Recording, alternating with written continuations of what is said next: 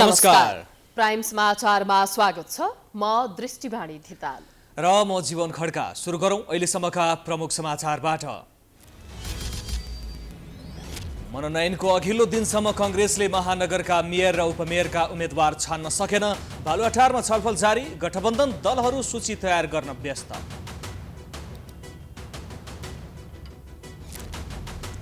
निर्वाचन आचार संहिता पालना गर्न दलहरूलाई आयोगको चेतावनी। सामाजिक सञ्जाल र सार्वजनिक स्तरमा अनुगमनको व्यवस्था। 1.5 लाख सुरक्षाकर्मी परिचालन। स्थानीय चुनाव आउन 20 दिन बाँकी। गठबन्धन र एमाले बीच मुख्य प्रतिस्पर्धा। एक अर्कालाई दोषी देखाउन आरोप प्रत्यारोप। भागवण्डामा हेपिएको माधवको गुनासो। आइतबारदेखि काठमाडौँ उपत्यकामा मेलम्चीको पानी वितरण हुने। 10,000 लिटर पानीको मूल्य 150 रुपैयाँ। चुहावट र पाइप फुट्न सक्ने समस्या चुनौतीपूर्ण। जेठ 15 गते बजेट ल्याउनै पर्ने संवैधानिक व्यवस्था अनुसार अर्थ मन्त्रालय बजेट निर्माणमा व्यस्त। राष्ट्रिय योजना आयोगले दिएको सिलिङ भित्र रहन सकस।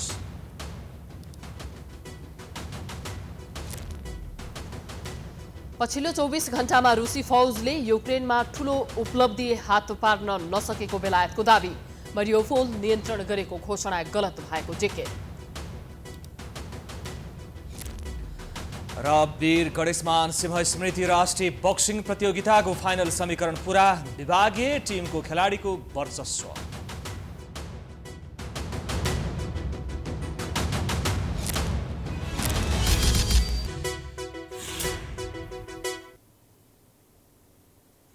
अब समाचार विस्तारमा। मनोनयनको अघिल्लो दिनसम्म सत्तारूढ दल नेपाली कांग्रेसले महानगरपालिकाका मेयर र उपमेयर पदका उम्मेद्वार छान्न सकेको छैन। उम्मेद्वार छान्न अहिले नेपाली कांग्रेसका शीर्ष नेताहरूको बैठक प्रधानमन्त्रीको सरकारी निवास बालुवाटारमा जारी छ। कहाँ कसलाई उम्मेद्वार बनाउने भन्ने छलफल टुङ्गिएको छैन। सभापति एवं प्रधानमन्त्री शेरबहादुर देउवाले नेताहरूसँग अलग अलग छलफल गरिरहेका छन्। शीर्ष नेताहरू बीचमै उम्मेदवारीबारे समझदारी नभएपछि हिजो र आजका लागि तय भएको केन्द्रीय कार्य सम्पादन समितिको बैठक समेत स्थगित भएको थियो। नेताहरू बीच अहिलेसम्म काठमाडौँको मेयरमा सृजना सिंह र भरतपुरको उपमेयरमा चित्रसेन अधिकारीलाई उम्मेद्वार बनाउने सहमति बनेको छ। त्यसबाहेक ललितपुर र विराटनगरको मेयर तथा वीरगञ्ज र पोखराको उपमेयर पदको उम्मेद्वार टुङ्गिएको छैन। उता सत्ता गठबन्धनले केन्द्रबाट देशभर 5 दल बीच चुनावी तालमेल गर्ने निर्णय गरे पनि अधिकांश जिल्लामा त्यसको विरोध भएको छ। केन्द्रको निर्णय बमोजिम जिल्ला स्तरका कार्य समितिहरूको तालमेलको प्रयास गरिरहेका छन्। तर अहिलेसम्म केही पालिका बाहेक सिट बाँडफाँडको विषय नै टुङ्गिएको छैन। सिट बाँडफाँड नमिलेका कारण राजनीतिक दलहरूले उम्मेद्वार छानेका छैनन्। उम्मेद्वार छान्ने निर्णायक बैठक बसेको छैन। जबकि आइतबार बिहान 10 बजेदेखि त उम्मेद्वारको मनोनयन दर्ता नै हुने भएको छ। केन्द्रले महानगर र उपमहानगरपालिकाको तालमेल टुङ्गो लगाए पनि जिल्लामा समस्या आएपछि सत्ता गठबन्धनका शीर्ष नेताहरूबीच छलफल भइरहेको छ।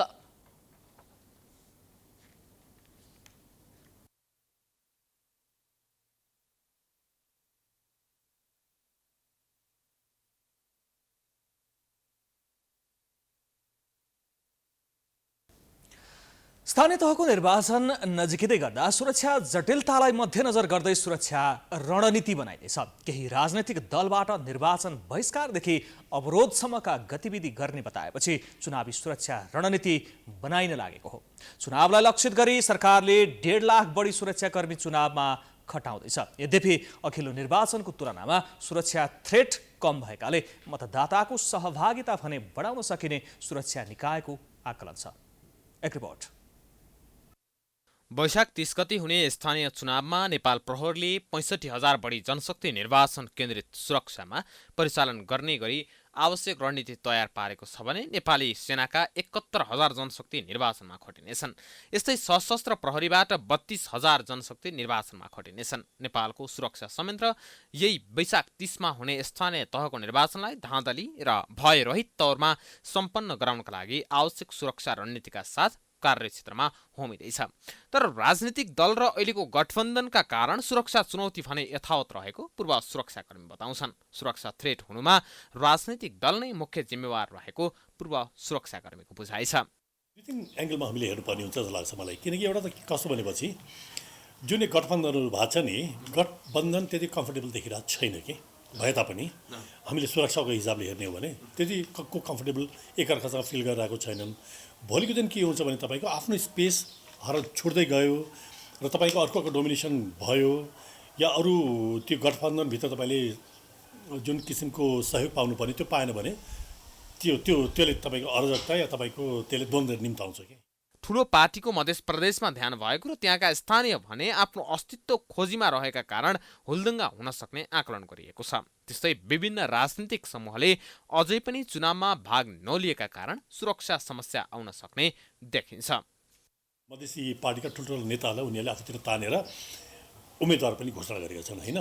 यहाँ समस्या भरिदिन के हुनसक्छ भनेपछि तपाईँको जुन मधेसी पार्टीहरूले त्यो ठाउँलाई आफ्नो ठान्छन् नि, यो चाहिँ हाम्रो ठाउँ हो र यसो जिम्मेवारी हाम्रो भन्ने जुन सोचाइ छ नि उनीहरूको, यदि यो ठुला पार्टीहरूले तपाईँको त्यहाँभित्र गएर उनीहरूको भाग खोज्न थाले या तपाईँको उनीहरूको डोमिनेसनमा हल्का क्षति पुर्याउन थाल्यो भने तपाईँको त्यो पनि एउटा द्वन्द्वको कारण हुनसक्छ।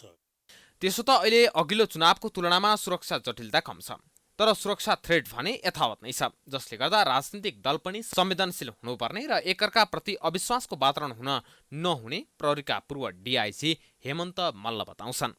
यसो सबभन्दा पहिला त जुन सरकारमा भएका पार्टीहरू हुन् नि उनीहरू नै तपाईँको अलिकति संवेदनशील हुनुपर्ने हुन्छ। किन मैले भन्न खोजेको भने तपाईँको योभन्दा तपाईँले एमसिसीको उसमा हेर्नुभयो, आफै सत्तामा छन् र आफ्नै उसमा भएका मात्र नभएका नेपाल प्रहरीको टाउकोमा ढुङ्गा हान्ने फेरि आफ्नै मान्छे लगाइरहेछन् होइन।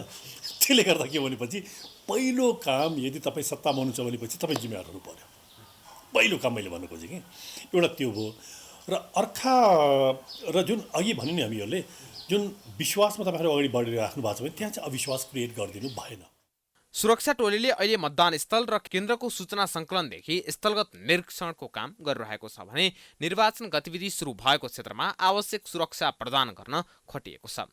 निर्वाचन सुरक्षाको पहिलो घेरामा नेपाल प्रहरी, दोस्रोमा सशस्त्र र तेस्रो घेरामा नेपाली सेना रहनेछ। निर्वाचनको सुरक्षा चुनौती आकलन गर्दै चारैवटा सुरक्षा निकायले आफ्नो रणनीति बनाइरहेका छन्।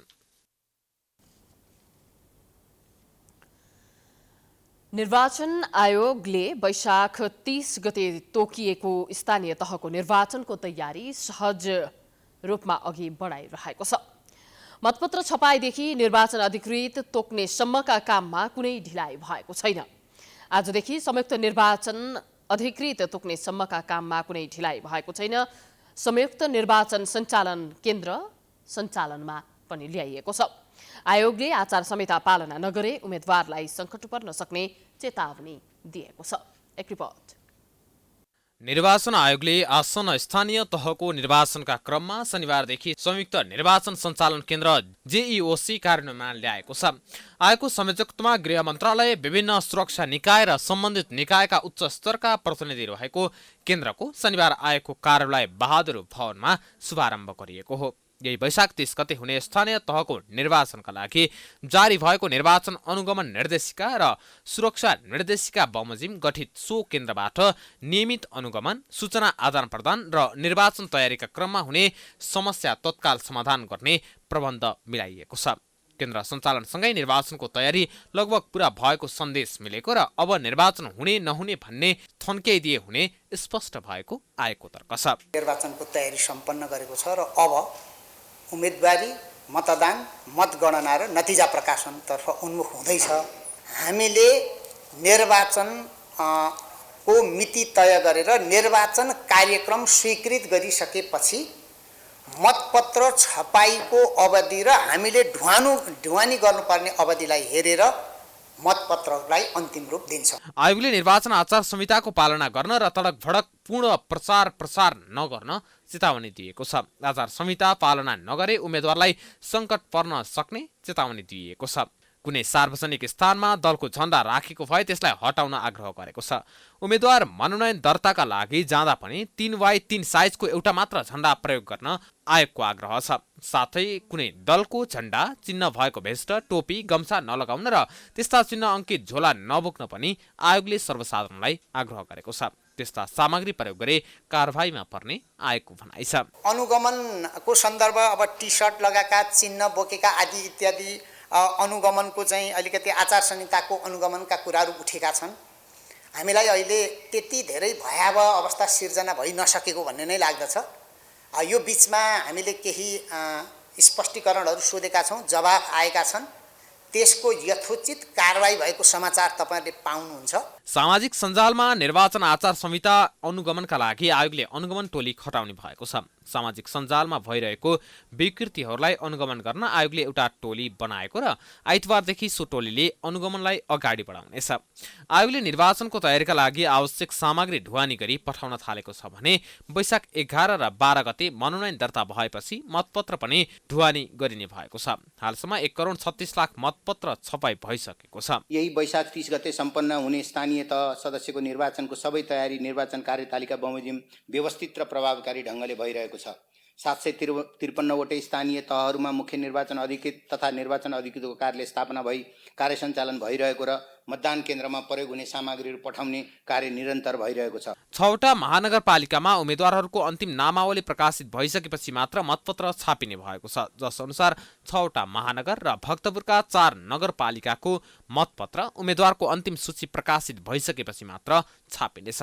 यसो हुँदा राष्ट्रिय दलहरूले समेत जुन पदमा उम्मेदवारी दिन्छन् त्यहाँ चुनाव चिन्ह रहन्छ। उम्मेदवारी नदिएको पदमा चुनाव चिन्ह रहँदैन। मुलुकभर 753 पालिकामा हुने निर्वाचनमा 10,756 मतदान स्थल निर्धारण गरिएको छ। तयारीकै क्रममा यही वैशाख 8 गते सबै स्थानमा निर्वाचन अधिकृतको कार्यालय स्थापना भइसकेको छ। आयोगले सर्वसाधारणका लागि निर्वाचनबारे कल सेन्टर पनि सञ्चालनमा ल्याएको छ। आयोगले अद्यावधिक भइसकेको मतदाता नामावलीमा अब थपगत र हेरफेर नहुने स्पष्ट पारिसकेको छ।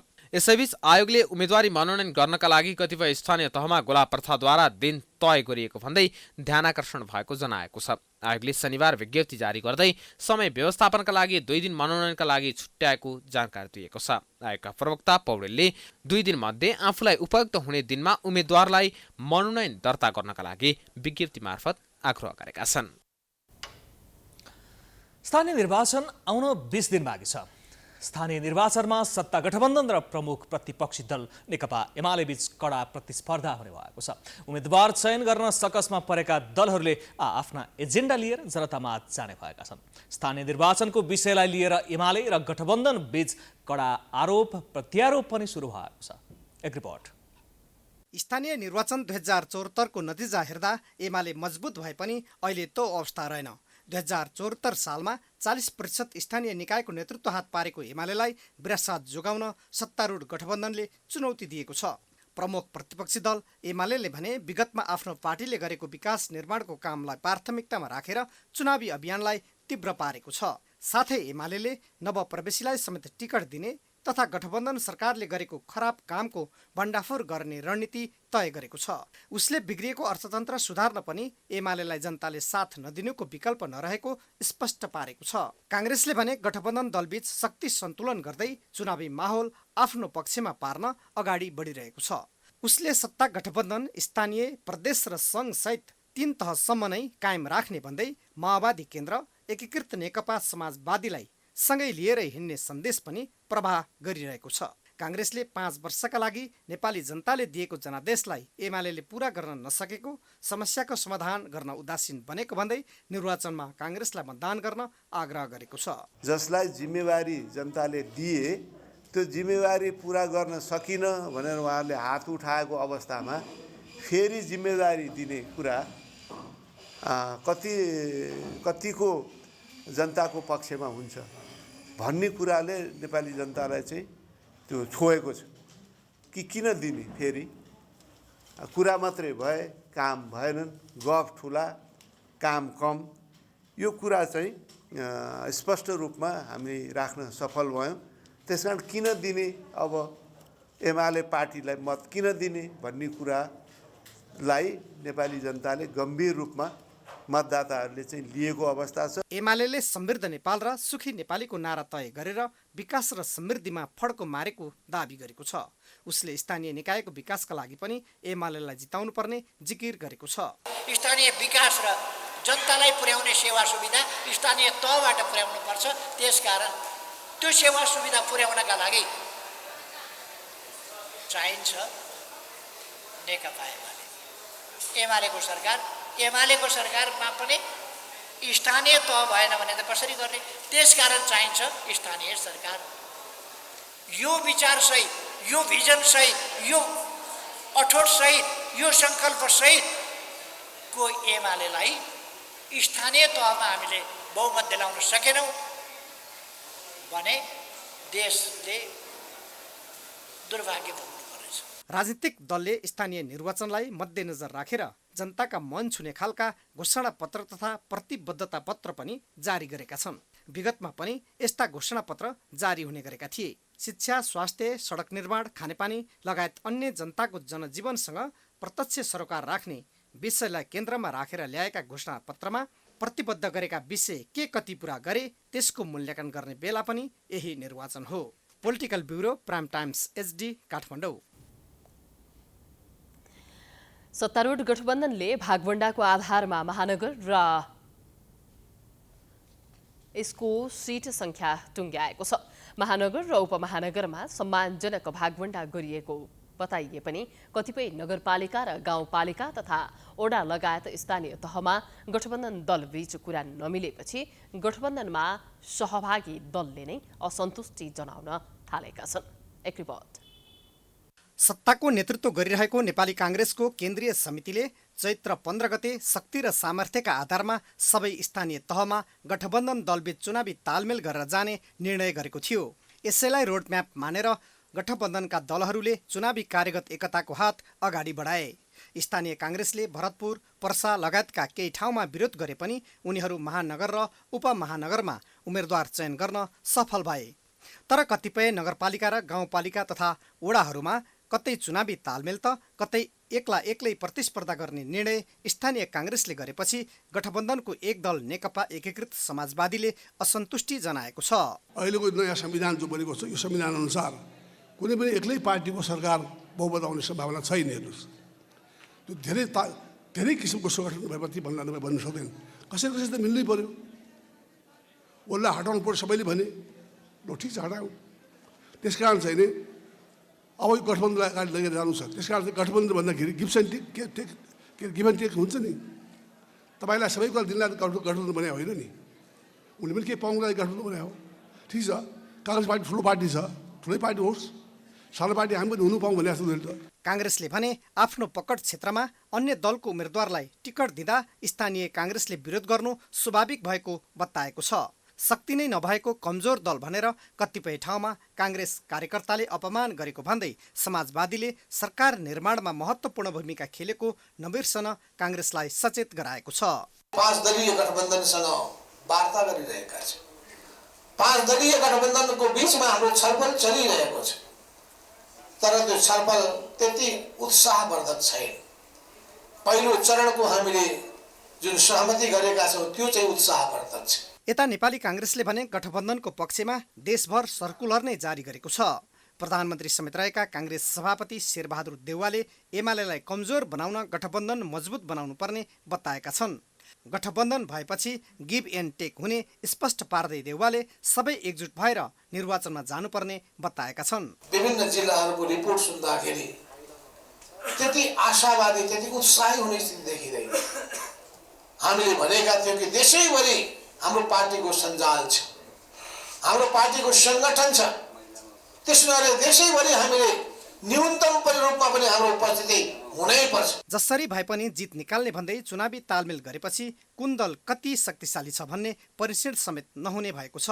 शक्ति र हैसियतका दृष्टिले सानो भए पनि काङ्ग्रेसको फेर समाएर निर्वाचन जित्ने अवस्थामा पुगेका गठबन्धनका कतिपय दलहरूले हरेक कुरामा काङ्ग्रेससँग गुनासो गर्ने गरेका छन्। Political bureau, prime times HD, Kathmandu.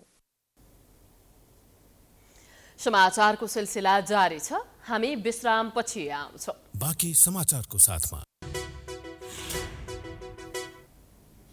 विश्रामपछि पुनः स्वागत छ। अब बाँकी समाचार। स्थानीय चुनाव पछाडि घर घरमा सिंहदरबारको आश गरेका नागरिक बिस्तारै असन्तुष्ट बन्न थालेका छन्। स्थानीय सरकारसँग धेरै अधिकार भए पनि उक्त अधिकारलाई स्थानीय सरकारले सही सदुपयोग नगरेको आरोप लाग्न थालेको छ। एक रिपोर्ट। स्थानीय चुनावको सङ्घारमा प्राइम टाइम्स टेलिभिजनले आयोजना गरेको साक्षात्कार कार्यक्रममा जनप्रतिनिधिको कामप्रति केही सन्तुष्टि देखिए पनि विभिन्न विषयमा स्थानीय तह चुकेको सर्वसाधारणको आरोप छ। स्थानीय तह सञ्चालन पहिलो अभ्यास भएको र यसमा प्रणाली बसाउन गाह्रो भएकाले सोचे अनुरूप काम गर्न नसकेको स्वीकार गर्छन् गोकर्णेश्वर नगरपालिकाका मेयर सन्तोष चालिसे। स्थानीय तहमा आफू निर्वाचित भएर आएपछि कानुन निर्माण लगायत ढाल व्यवस्थापन, सडक निर्माण, फोहोर व्यवस्थापन गर्ने कार्यलाई प्राथमिकता दिएको उनको दाबी छ। उनले अहिले आफ्नो नगरमा सबै ठाउँमा सडक पुगेको दाबी गर्छन्। प्रथम वर्ष नै हामीले चाहिने त्यो महसुस के गर्यो भने सबैतिर चाहिने ढलको चाहिने जताततै ढलको व्यवस्था नभएको, सडक जताततै खाडल खाडल त्यो तपाईँहरू सबैले देखेकै कुरा थियो हैन। धेरै ठुला खाडलहरू, पानी जमेका खाडलहरू, फोहोर मैलाका डुङ्गुरहरू त्यो सबैले देखेको अवस्था थियो।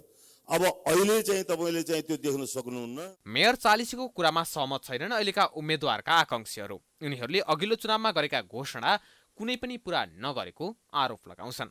चुनावका बेला मनछुने घोषणापत्र तयार गर्ने अनि काम भने केही नगरेको उनीहरूको आरोप छ।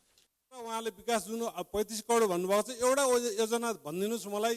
नेपाली काङ्ग्रेसको हिजो घोषणापत्र 5 वर्ष अगाडि गौरवका योजनाहरू भनेका योजनाहरू तपाईँले सुरु गरेको एउटा योजना भन्नुहोस्। अब आफ्नै बस्ने कार्यालयसम्म आजसम्म पनि जग्गा हाल्न सक्नु भएको छैन। प्रशासकीय भवनसम्म पनि आज जग्गा हाल्न सक्नु भएको छैन। त्यसो त केही स्थानीय मेयरको कामबाट केही हदसम्म सन्तुष्ट पनि देखिएका छन्। यद्यपि आफूहरूले जनप्रतिनिधि र अन्य नेताहरूको कामको मूल्याङ्कन गरेको र चुनावमा त्यसको परिणाम देखिने बताउँछन्। के विकास भयो के भएन भन्ने कुरो हेरेको छौँ, भोगेको छौँ र 74 सालबाट जो निर्वाचित भएर आउनुभएका स्थानीय प्रतिनिधि हुनुहुन्छ उहाँहरूले पूर्वाधार, स्वास्थ्य, शिक्षा, कृषि, खेलकुद र अन्य जुनसुकै क्षेत्रमा पनि 54 देखि 74 भन्दा 74बाट 69मा धेरै विकास गर्नुभएको छ। तर कतिपय भने आफूले पाएको अधिकारको विषयमा नगरले केही नगरेको बताउँछन्। उनीहरू आफूले कर तिर्ने भए पनि जनप्रतिनिधिले आफ्नो कुरा नसुनेको उनीहरूको गुनासो छ। उनीहरूले आफ्नो आक्रोश यसरी पोखेका थिए। हाम्रो दिदीबहिनीहरूले सबैले जे गर्नु भएको छ सबैले तिर्दिया छन् हैन। अनि यहाँ सुन्नुहोस् त्यो दिदीबहिनीहरूलाई मात्रै आरोप नलाउनुहोस्, कर लाग्दैन। यहाँ सुन्नुहोस् न, सबैलाई मैले चाहिँ भन्न खोजेको के भने पाएन। सुन्नुहोस् यहाँ अनि यहाँ सुन्नुहोस् न। आदरणीय महिला दिदीबहिनीहरू, धन्यवाद। यसरी स्थानीयले जनप्रतिनिधिप्रति देखाएको असन्तुष्टिले आगामी दिनमा निर्वाचित हुने जनप्रतिनिधिलाई सचेत भने पक्कै बनाएको छ। सप्तरीको राजगढ गाउँपालिका स्थित मलेखपुरमा 2वटा मोटरसाइकल एकापसमा जुत्दा 3 जनाको मृत्यु भएको छ। आज बिहान विपरीत दिशाबाट आएका दुवै मोटरसाइकल आपसमा ठोकिएका हुन्। मृत्यु हुनेमा हनुमान नगर कंकालिनी नगरपालिका 3 का 30 वर्षीय पप्पू यादव, 26 वर्षीय सन्दीप यादव र 28 वर्षीय रणदीप यादव रहेका छन्। सन्दीप र रणदीप दाजुभाइ हुन्। यस्तै जुम्लाको तिला गाउँपालिकाका 3 जुम्ला कुडारी सार्की ओडा गाउँमा आगलागी हुँदा 4 बालबालिकाको मृत्यु भएको छ। आगलागीबाट मानसी सार्कीका 2 छोरी, 1 छोरा र 1 भान्जीको मृत्यु भएको प्रहरीले जनाएको छ। मृत्यु हुनेमा सार्कीका छोरीहरू 11 वर्षीय अनु र 3 वर्षीय दर्शना तथा 1 वर्षीय छोरा दिपेश र भान्जी 14 वर्षीय तिर्सना सार्की रहेको जिल्ला प्रहरी कार्यालय जुम्लाको सूचना शाखाले जनाएको छ।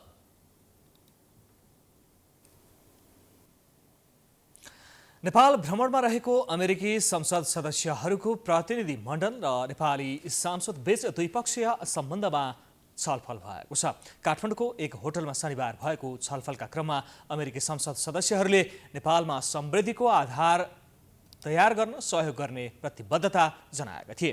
नेपालको जनजीविका र समावेशी विकासमा पनि निरन्तर सहयोग गर्ने प्रतिबद्धता जनाएको नेपाल अमेरिका संसदीय समूहका संयोजक डाक्टर मिनेन्द्र रिजालले जानकारी दिए। जलवायु परिवर्तनको जोखिमसम्म जुझ्न र त्यसको जोखिम कम गर्ने विषयमा पनि छलफल भएको उनले बताए। यस्तै अमेरिकी सांसदहरूले संयुक्त राष्ट्र सङ्घको शान्ति स्थापनार्थ कार्यमा नेपाली सेनाको भूमिकाको प्रशंसा गरेको थियो भने एमसीसीको प्रभावकारी कार्यान्वयनका विषयमा पनि छलफल भएको थियो। जलवायु परिवर्तन र जलवायु परिवर्तनमा हाम्रो कुनै पनि योगदान नभइकन हामीले जुन जोखिम उठाउनु परेको छ त्यो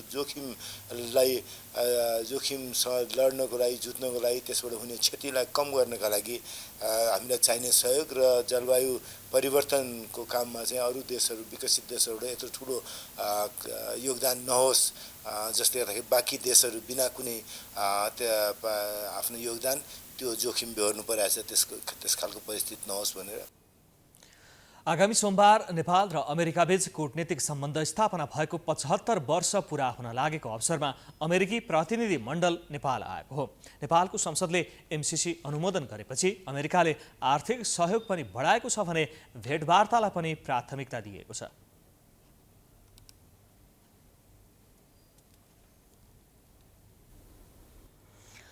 आइतबारदेखि काठमाडौँ उपत्यकामा मेलम्चीको पानी वितरण हुने भएको छ। दोस्रो पटक उपभोक्ताका घर घरमा मेलम्चीको पानी पुग्न लागेको हो।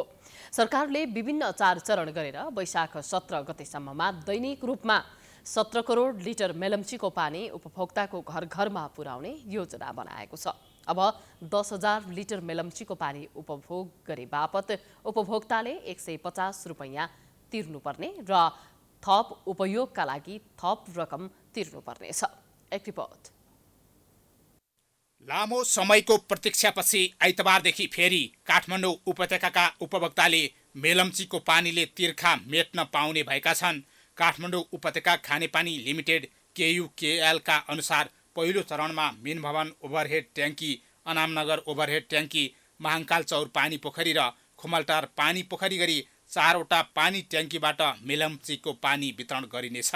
विभिन्न 4वटा पानी पोखरीबाट सुरुमा 5 करोड लिटर मेलम्चीको पानी उपभोक्ताको घर घरमा पुर्याइनेछ। त्यसपछि विभिन्न 4 चरण गरी वैशाख 17 गतेसम्ममा विभिन्न 10 पानी पोखरीबाट दैनिक रूपमा 17 करोड लिटर मेलम्चीको पानी उपभोक्ताका घर घरमा पुग्नेछ। सुरुमा 5 करोड लिटर को दरमा वितरण गर्छौँ। त्यसको लगत्तै भोलिबाट 8.5 करोड लिटर वितरण गर्न थाल्छौँ र चौथो दिनबाट हामीले त्यसलाई बढाएर 12 करोड लिटरमा लैजान्छौँ। त्यसपछि 14 करोड, त्यसपछि 17 करोड। हाम्रो प्लान अनुसारले यही वैशाख 15 गते, 16 गते र 17 गतेसम्ममा हाम्रो फुल फेजमा 17 करोड लिटर पानी हामी 10वटा पानी पोखरीहरूबाट वितरण चाहिँ गरिसकेका हुन्छौँ। दोस्रो चरणमा बालाजु, बाँसबारी र महाराजगञ्ज पानी पोखरीबाट थप पानी वितरण गर्ने योजना KUKL को छ। तेस्रो चरणमा ठिमी र चौथो चरणमा कीर्तिपुर, कटुन्जे, पुरानो पोखरीसहित कुल 10 पानी पोखरीबाट मेलम्चीको पानी उपभोक्ताका घर घरमा पुर्याइनेछ। विशेषतः पुरानो पाइप लाइनबाटै मेलम्चीको पानी उपभोक्ताको घर घरमा पुर्याइने र नयाँ पाइप लाइनको पनि परीक्षण गरिनेछ। मेलम्चीको पानी उपयोग गर्ने ग्राहकले मिटरमा उठेको 10,000 लिटरसम्म 100 रुपैयाँ र 50 रुपैयाँ ढल बापतको शुल्क तिर्नुपर्नेछ। अरू थप 1,000 लिटरमा थप 48 रुपैयाँका दरले पानीको महसुल थप बुझाउनु पर्नेछ। अब 10,000 लिटरसम्म त 100 रुपियाँ छ, ढल बापतको 50 रुपियाँ छ, 150 रुपियाँ छ। अरू भनेको अब मिटर अनुसार जति चाहिँ बढी खपत देखियो त्यति बढीको चाहिँ उहाँले महसुल थप तिर्नुपर्ने हुन्छ। KUKL ले चुहावट नियन्त्रणको संयन्त्र तयारी अवस्थामा रहेको र कतै समस्या देखिएमा तत्काल मर्मत गर्ने जनाएको छ।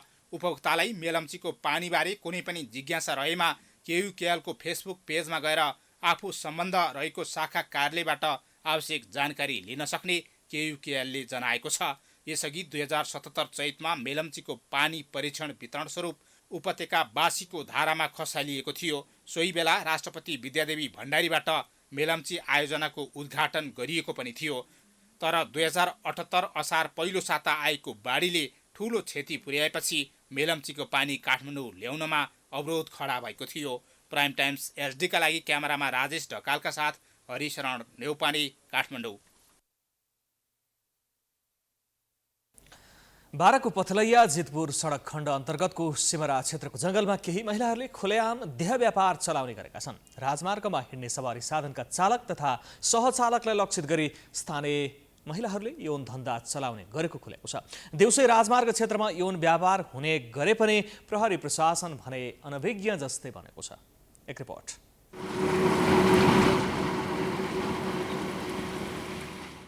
बढ्दो बेरोजगारीका कारण बाराका स्थानीय केही महिलाहरू यौन धन्दामा लाग्ने गरेको खुलेको छ। पथलैया जितपुर सडक खण्ड अन्तर्गतको जंगलमा महिलाहरू बसी यौन व्यवसाय चलाउने गरेका छन्। विपन्न समुदायका केही महिलाहरूले राजमार्गमा हिँड्ने गाडीका चालक तथा सहचालकलाई प्रभावमा पारी यौन धन्दा चलाउने गरेको खुलासा भएको हो। विपन्न समुदायका महिलाहरू आर्थिक समस्यामा परेपछि घर खर्च चलाउन समेत यौन व्यवसायमा लाग्न बाध्य भएका छन्। सडक छेउमा यौन व्यवसाय चलाउनु उनीहरूको बाध्यता जस्तै भएकाले त्यस्तो हुन नदिन स्थानीय सरकार र प्रहरी प्रशासनले रोक लगाउनु पर्ने स्थानीय महिलाहरूको सुझाव छ। उनीहरूलाई रोजगारीको व्यवस्था गरी दैनिक काममा लगाउन सके यौन व्यवसायबाट पलायन हुने महिलाहरूको सुझाव छ। महिलाहरूलाई पुरुषहरूले शोषण गर्ने आर्थिक अवस्था उनीहरूको कमजोर भनेर यो पुँजीपातीवालाहरूले यो विरति लिएर आएको छ।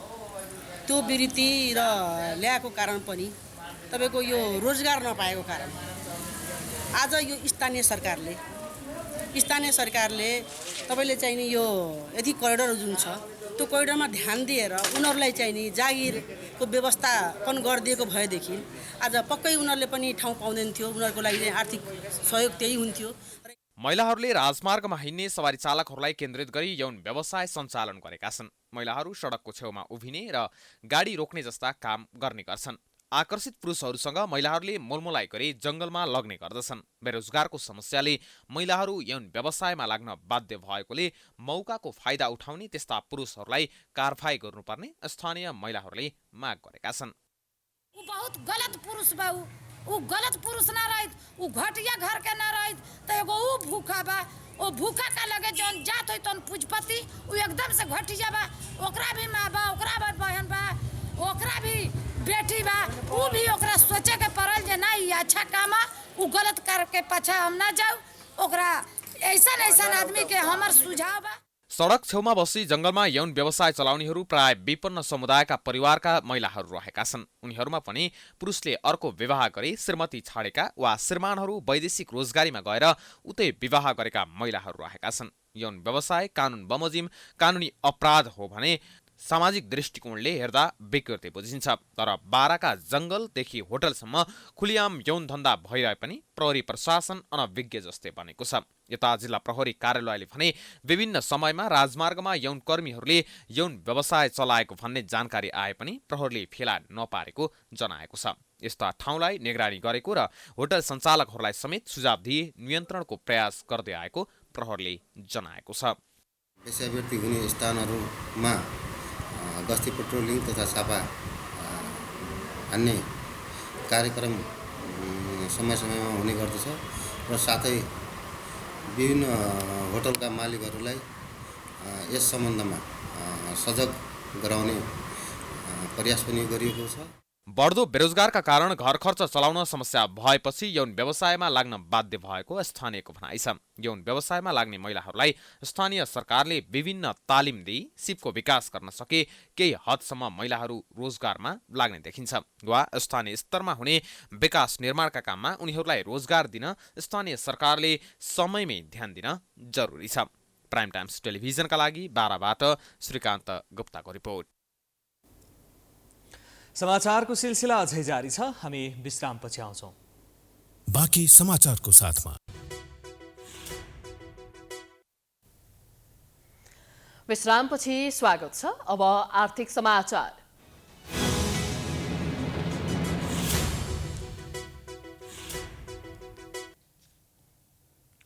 जेठ 15 गते बजेट ल्याउनै पर्ने संवैधानिक व्यवस्था अनुसार अर्थ मन्त्रालय यति बेला आगामी आर्थिक वर्षको बजेट निर्माणमा घनीभूत रूपमा लागेको छ।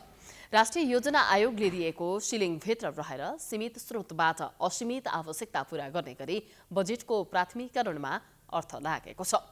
विषयगत निकाय र मन्त्रालयसँग दैनिक रूपमा छलफलमा रहेको अर्थलाई विज्ञहरूले भने विस्तारकारी एवं घाटा बजेट नल्याई अहिलेको आर्थिक समस्या हल गर्दै दिगो आर्थिक विकासको लक्ष्य पक्डने परिकल्पना गर्न सुझाएका छन्।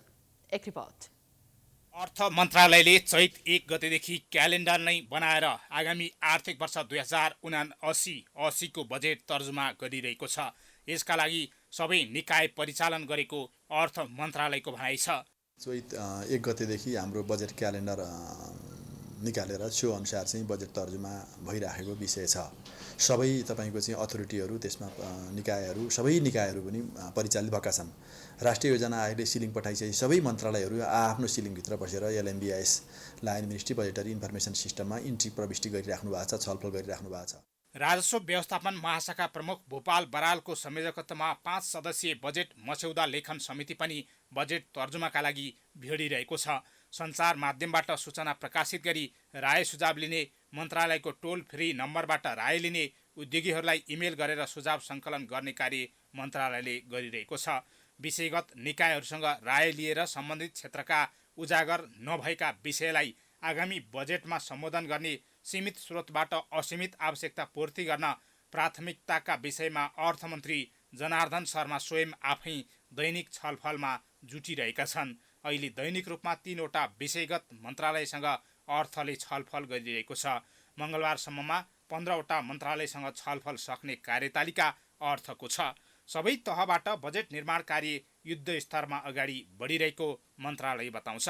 विषयगत निकायहरूसँग पूर्वाधार, शिक्षा, स्वास्थ्य, कृषि, पशु, महिला, सहकारी, उद्योग वाणिज्य, वित्तीय संहिता, स्थानीय तह यी सबैका विषयहरूलाई कभरेज गरेर चाहिँ माननीय मन्त्रीज्यूको उपस्थितिमा प्रत्येक दिन जसो छलफल पनि भइरहेछ। राजनीतिक तहबाट पनि एउटा चाहिँ छलफल भइरहेछ, सचिवजीको लेभलबाट पनि छलफल भइरहेछ।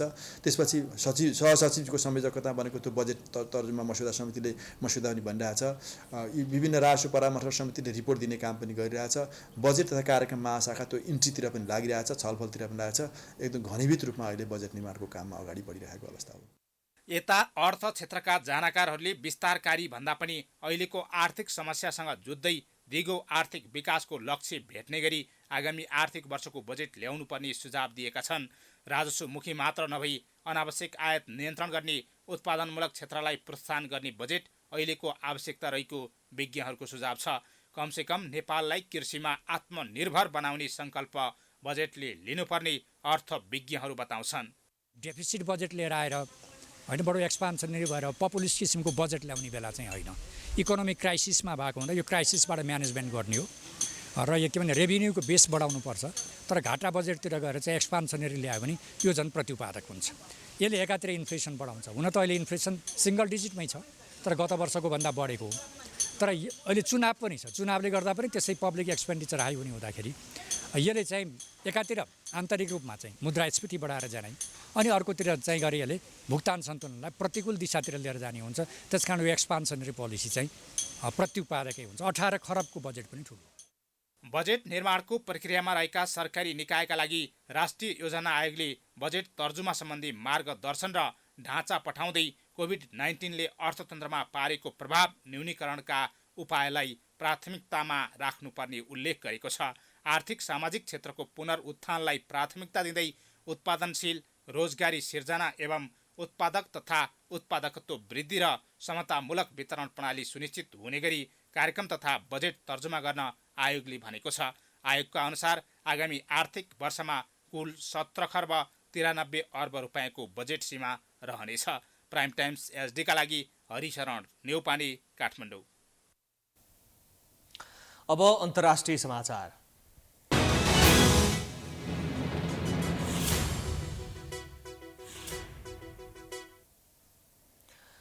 पछिल्लो 24 घण्टामा रुसी फौजले युक्रेनमा कुनै ठूलो उपलब्धि हात पार्न नसकेको युकेको रक्षा मन्त्रालय अन्तर्गतको गुप्तचर निकायले जनाएको छ। रुसले विभिन्न गतिविधि बढाएको भए पनि खास उपलब्धि हासिल गर्न नसकेको गुप्तचर निकायले जनाएको हो। युक्रेनको हवाई र समुद्री रक्षा प्रणालीको प्रभावकारी प्रतिकारका कारण दुवैतर्फ नियन्त्रण जमाउन नसकेको हो। रुसले दक्षिण पूर्वी युक्रेनमा रहेको मरियोपोलमा नियन्त्रण जमाएको दावी गरे पनि त्यहाँ सघन लडाईँ भइरहेकोले उक्त सहरमाथि नियन्त्रण कायम राख्ने रुसी प्रयत्न निराशाजनक देखिएको बताइएको छ। गुप्तचर निकायले युक्रेनको पूर्वी डोनबास क्षेत्रमा पनि रुसले चाहेको जस्तो प्रगति हुन नसकेको बताएको छ। यो साताको सुरुमा रुसले युक्रेनमा उसको विशेष सैन्य कारबाहीको दोस्रो चरण घोषणा गरेको थियो र उसले डोनबासमाथि नियन्त्रण जमाउनमा केन्द्रित रहने जनाएको थियो। तर रुसले राजधानी कियेभ सहित मुख्य सहरमा नियन्त्रण जमाउने प्रयत्न विफल भएपछि उत्तर पूर्वी युक्रेनबाट आफ्ना सेना फिर्ता गरेको थियो र लगत्तै दोस्रो चरणको सैन्य कारबाही सुरु भएको थियो।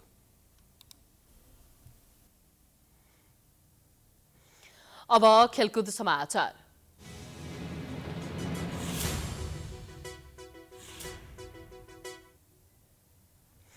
नेपाल पुलिस क्लबका भूपेन्द्र थापा मगर वीर गणेशमान सिंह स्मृति राष्ट्रिय बक्सिङ प्रतियोगिताको फाइनलमा प्रवेश गरेका छन्।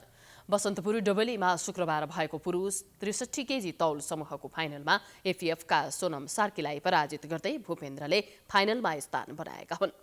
यही तौल समूहमा त्रिभुवन आर्मी क्लबका पूरन सुनारले लुम्बिनी प्रदेशका अनिल पुन मगरलाई हराउँदै भूपेन्द्रसँगको उपाधि भिडन्त पक्का गरे। वीर गणेशमान सिंह स्पोर्ट्स कमिटीको आयोजनामा भएको प्रतियोगिताको पुरुष 52 केजी तौल समूहमा आर्मीका प्रेम चौधरी र एपीएफका प्रदीप महर्जनले फाइनलमा स्थान बनाए। पुरुषकै 57 केजीमा आर्मीका इन्द्र सुनारले पुलिसका शम्भु राजवंशी र एफीएफका पूरन राईले गण्डकी प्रदेशका सौगात कुमाललाई पराजित गर्दै फाइनलमा स्थान पक्का गरेका छन्। पुरुषकै 69 केजी तौल समूहमा पुलिसका सनिल शाही र आर्मीका दरबहादुर दरलामीले उपाधि भिडन्त पक्का गरे। पुरुषको 75 केजीमा आर्मीका दिपेश लामाले मध्य प्रदेशका कोशिश श्रेष्ठ र प्रदेश 1 का सनम गुरुङले कर्णाली प्रदेशका दिलराज भण्डारीलाई पराजित गर्दै फाइनलमा स्थान बनाए। 81 केजी तौल समूहमा आर्मीका दीपक श्रेष्ठ र सुदूरपश्चिमका श्यामबहादुर महताले उपाधि भिडन्त पक्का गरे। पुरुषकै 91 केजी तौल समूहमा एफीएफका रवि नेपाल र आर्मीका गणेश प्रधानले उपाधि भिडन्त पक्का गरे। महिलाको 51 केजी तौल समूहमा पुलिसकी दिवाना शेर्मा र आर्मीकी मिनु गुरुङले उपाधि भिडन्त पक्का गरे। महिलाकै 57 केजीमा आर्मीकी चन्द्रकला थापाले एफीएफकी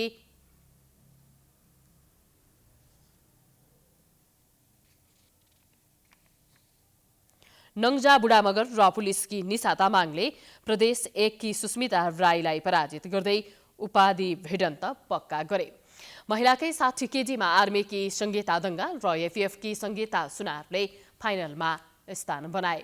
महिला 69 केजी तौल समूहमा एफीएफकी बेनिता थापा मगरले लुम्बिनी प्रदेशकी जुनुमाया थारू र आर्मीकी पुनम रावलले मध्य प्रदेशकी अपराजिता गोतानीलाई हराउँदै फाइनलमा स्थान बनाए। महिलाकै 75 केजी तौल समूहमा एफीएफकी सरस्वती राणा र आर्मीकी निरु गुरुङलाई फाइनल पुग्ने अवसर जुर्यो। प्रतियोगितामा पुरुषतर्फ 7 र महिलामा 5 गरी 12 स्पर्धा समावेश भएका छन्। साथै प्रदेश र 3 विभागीय टोली आर्मी, प्रहरी र एफीएफ गरी 10 टिमका 102 खेलाडीको सहभागिता रहेको छ।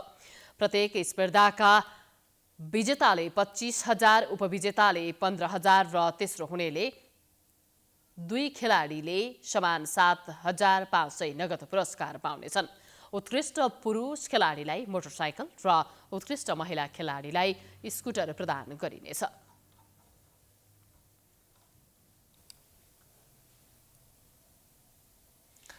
यसअघि हामी समाचारको अन्त्यमा आइपुगेका छौं। जाँदा जाँदै प्रमुख समाचार पुनः एकपटक।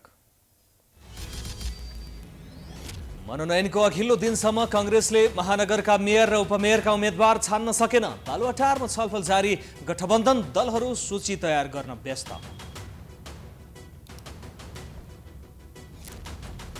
निर्वाचन आचार संहिता पालना गर्न दलहरूलाई आयोगको चेतावनी। सामाजिक सञ्जाल र सञ्जालसँगै सार्वजनिक स्थानमा अनुगमनको व्यवस्था, 1.5 लाख सुरक्षाकर्मी परिचालन। स्थानीय चुनाव आउन 20 दिन बाँकी, गठबन्धन र एमाले बीच मुख्य प्रतिस्पर्धा। एक अर्कालाई दोषी देखाउन आरोप प्रत्यारोप, भागबण्डामा हेपिएको माधवको गुनासो। आइतबारदेखि काठमाडौँ उपत्यकामा मेलम्चीको पानी वितरण हुने 10,000 लिटर पानीको मूल्य 150 रुपैयाँ। चुहावट र पाइप फुट्न सक्ने समस्या चुनौतीपूर्ण। जेठ 15 गते बजेट ल्याउनै पर्ने संवैधानिक व्यवस्था अनुसार अर्थ मन्त्रालय बजेट निर्माणमा व्यस्त। राष्ट्रिय योजना आयोगले दिएको सिलिङभित्र रहन सकस।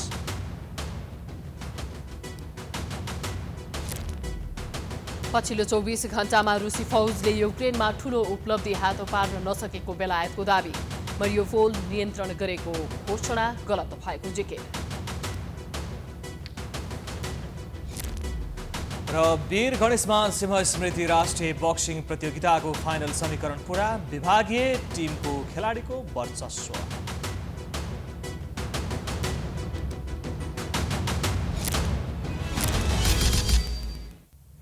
प्राइम समाचार अहिलेलाई सकियो। यसपछिको प्रस्तुति धमलाको धमला। हेर्दै गर्नुहोला प्राइम टाइम्स एसडी। नमस्कार।